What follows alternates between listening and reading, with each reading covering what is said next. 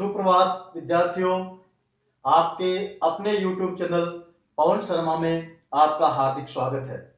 आप अगर इस चैनल में पहली बार आ रहे हैं तो चैनल को सब्सक्राइब जरूर कीजिएगा। संस्कृत व्याकरण के अंतर्गत आज हम व्यंजन के बारे में पढ़ेंगे। व्यंजन अर्थात जिन वर्णों का उच्चारण स्वरों की सहायता से होता है वे व्यंजन कहलाते हैं। अर्थात किसी भी व्यंजन का उच्चारण तभी किया जा सकता है जब उसमें स्वर मिला हुआ हो। जैसे ये क है आधा, इसमें ए मिलेगा तब क पूरा होगा, इसका क उच्चारण होगा। इसी प्रकार ख है आधा, इसमें ए मिलेगा तो ये पूरा ख बनेगा। अब इनको हम देखते हैं कि जिस व्यंजन में कोई भी स्वर मिलता है तो उसके अनुसार ही उसका उच्चारण होता है। जैसे क व्यंजन में ए स्वर मिलाया तो क पूरा बना। इसी प्रकार क व्यंजन में आ स्वर मिलाया तो का। इसी प्रकार आधा क के अंदर छोटी ई स्वर मिलाया तो छोटी की। इसी प्रकार क के अंदर बड़ी ई तो बड़ी की। इसी प्रकार आधा क में छोटा ऊ तो कु छोटा। और इसी प्रकार क के अंदर बड़ा ऊ तो मात्रा इधर से बड़ा कु। इसी प्रकार आधा क के अंदर ए मिलाएंगे तो के। और इसी प्रकार आधा क में आई मिलाएंगे तो कई। इसी प्रकार आधा क में ओ की मात्रा लगाएंगे तो को। और आधा क में औ स्वर मिलाएंगे तो कौ। इसी प्रकार आधा क के अंदर हम अनुस्वार मिलाते हैं तो कंग। और आधा क में विसर्ग मिलाते हैं तो क है। इसी प्रकार आधा क में छोटी री तो क्री। और आधा क में बड़ी री तो ये दो बार घुमाएं क्री। और इसी प्रकार आधा क में री मिलाएंगे तो आधा क और री। ये है व्यंजनों का उच्चारण करने के लिए उसमें स्वर मिलाते हैं। जिस प्रकार का स्वर मिलाते हैं उसी प्रकार का उस व्यंजन का उच्चारण हो जाता है। और अब चलते हैं आगे। व्यंजन कितने हैं? तो व्यंजन 33 हैं। 33 व्यंजन हैं। कितने हैं? 33 व्यंजन हैं। 33 व्यंजन में सबसे पहले क वर्ग, फिर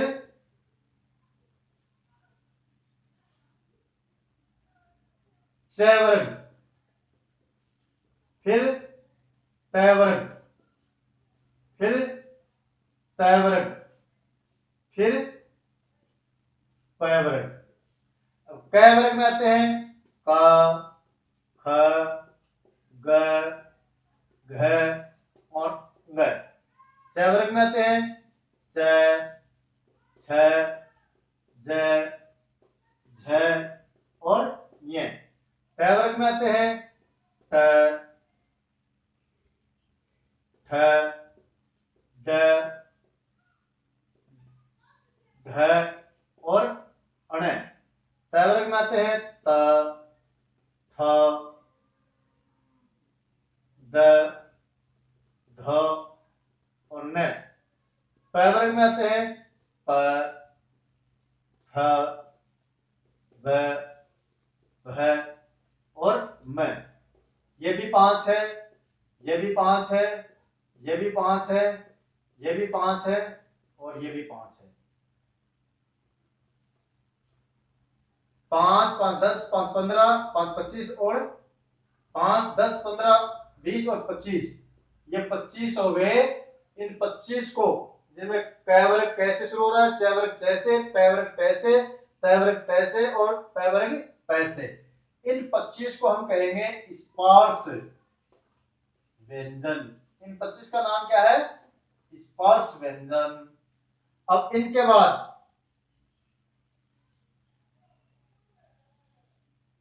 य, र, ल और व, ये कितने हो गए?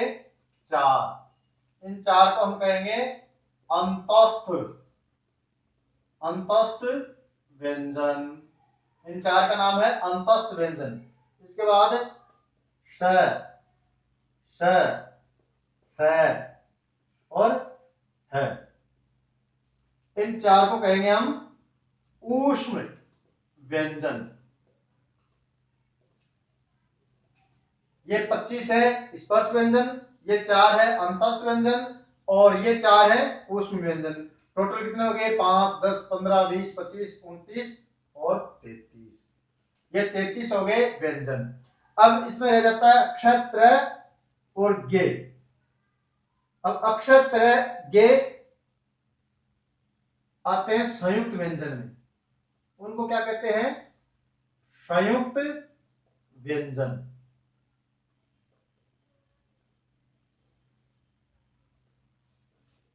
संयुक्त व्यंजन क्या है? एक तो है अक्षर, एक है त्र।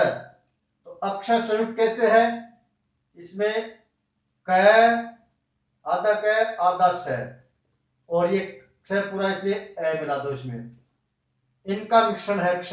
और ये क और स पहले आ चुके हैं, इसलिए संयुक्त इसमें नहीं गिनेंगे। त्र, आधा त, आधा र और ये हमने यहाँ अलंत नहीं लगा रखा, इसलिए यहाँ ए लगाएंगे।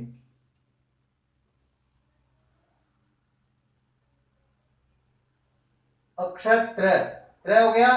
फिर ये अपन इसको गे कहते हैं, जे है, इसमें मिला हुआ है आधा ज, आधा ये और ये यहाँ हलंत नहीं लगा रखा, इसलिए यहाँ है भी लिखेंगे।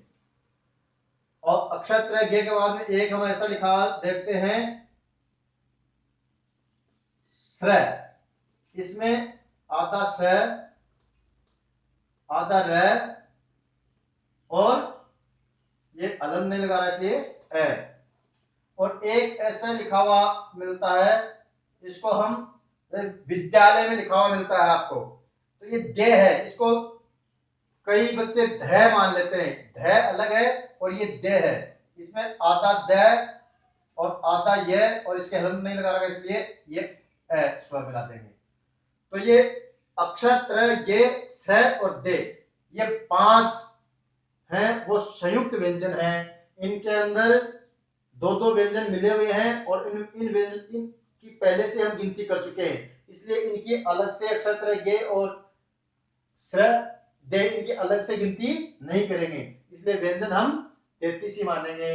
अब व्यंजनों की संख्या 33 है और 33 व्यंजन है, इनका उच्चारण है वो बिना किसी स्वर की सहायता से नहीं होता है, स्वरों की सहायता से ही इनका उच्चारण हो पाता है। जैसे इधर हमने लिखा है, जिस स्वर को व्यंजन से लगाएंगे उसी प्रकार का उच्चारण होगा। तो आज का हमारा ये व्यंजन का जो विषय है वो यहीं पे समाप्त होता है। आपको ये वीडियो कैसा लगा? अगला वीडियो लेकर हम जल्दी ही आपके सामने उपस्थित होंगे। तब तक के लिए नमस्कार।